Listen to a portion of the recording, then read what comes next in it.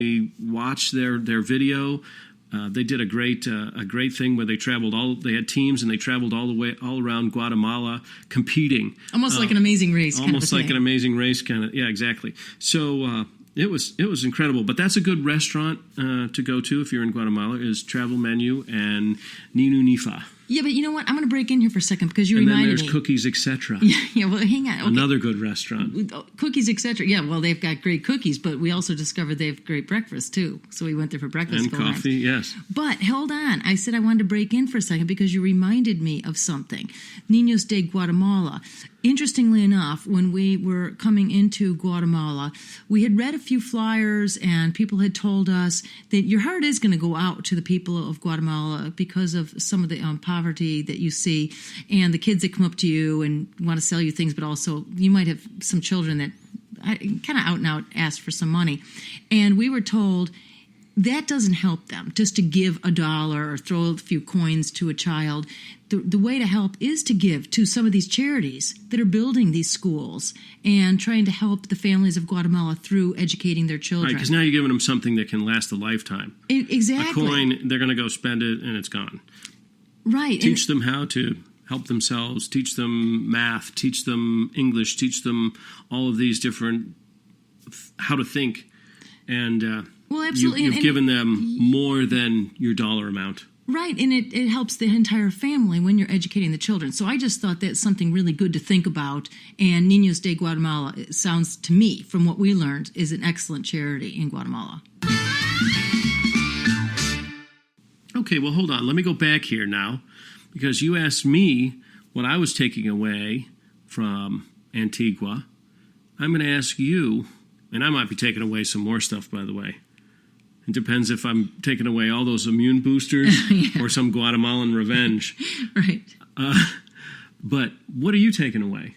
Well, I finally got to ride in a tuk-tuk. Isn't that funny? Yeah, I didn't ride in a tuk-tuk in Thailand, all of Thailand or Malaysia. But I come to Guatemala, and I finally ride in a tuk-tuk. Well, because the tuk-tuks in Thailand are taking you to a suit fitting, and you'll have to listen to our Thailand podcast to understand what we're talking about here. Yeah, you might not be going right to your destination. Yeah, you're going on a little detour there. But the tuk-tuks here, they're taking you wherever you want to go. There's no other stops. You pay them, you negotiate your price, and they'll take you right to where you want to go. And it was fun. I loved getting in the tuk-tuk, and it was fairly cheap. It wasn't a big deal, and it was a good time. So, yeah, don't be afraid. You're not going to go to a suit fitting or a gem shop in Antigua, in the tuk-tuk. And a word of advice, if you're going to a coffee plantation and you want to see, call ahead.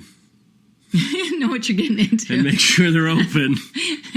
We had the tuk-tuk driver take us, it would seem like miles. Miles. To this coffee plantation. We get there. No, they were on siesta. Nothing was going on for a couple hours. So no, needless to say, we didn't do much in the coffee plantation except for get back in a tuk-tuk and leave. Yeah, you know what's funny? We never make those kinds of mistakes. Oh, we make them all the time. Well, not that kind. No, but we usually know better. But for some strange reason, we ended up.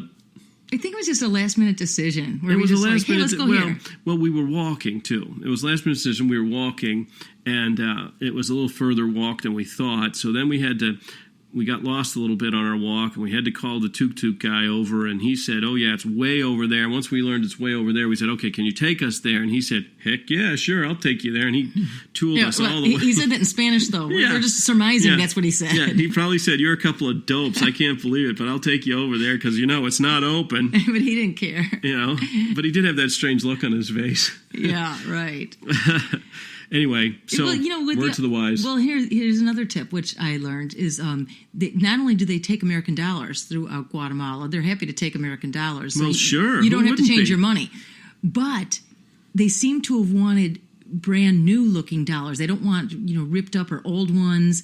No, two things. Two things. I'm sorry, I don't mean to cut you off, but yes, they want brand new dollars because they can't walk into a bank and cash it. Because the bank won't cash it if it's got any kind of defect on it for them.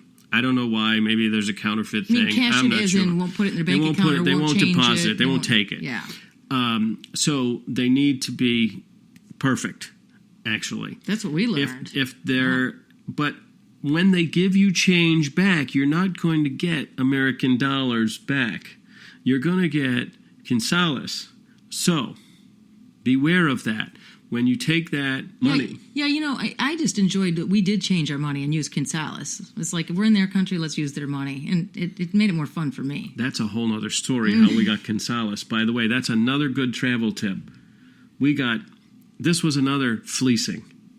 We should do a podcast. We should do one podcast on all of our fleecings. Well, just, all sorts of travel tips that we learned the hard way. Yeah. I think we need to do that next. Hey, I hate to do this, and we've never had to do this before, but we've got a ton of information here on Guatemala, and it's going to overlap into the next podcast. So please tune into the next podcast and get the rest of our information on Guatemala. We go to Lake Adelon. We visit a very poor village there, which was awesome learning experience for us. We stay in Guatemala City also. So please tune into the next show, and we'll finish these stories and more. We'll be on the next episode of Stories, Faces, Places. Is there anything you'd like to wrap up with here? Well, I did love the hotel that we chose to stay in, and it was right there in town, walking distance to everything. And I realized I never mentioned the name of the hotel. Porta Hotel Antigua was our hotel, and I absolutely highly recommend it. I loved every minute of staying in Porta Hotel Antigua. So I wanted to mention that. Awesome. Anything else? That's all for now. All right, well, until we meet again, remember, we're all just pilgrims on a journey through life.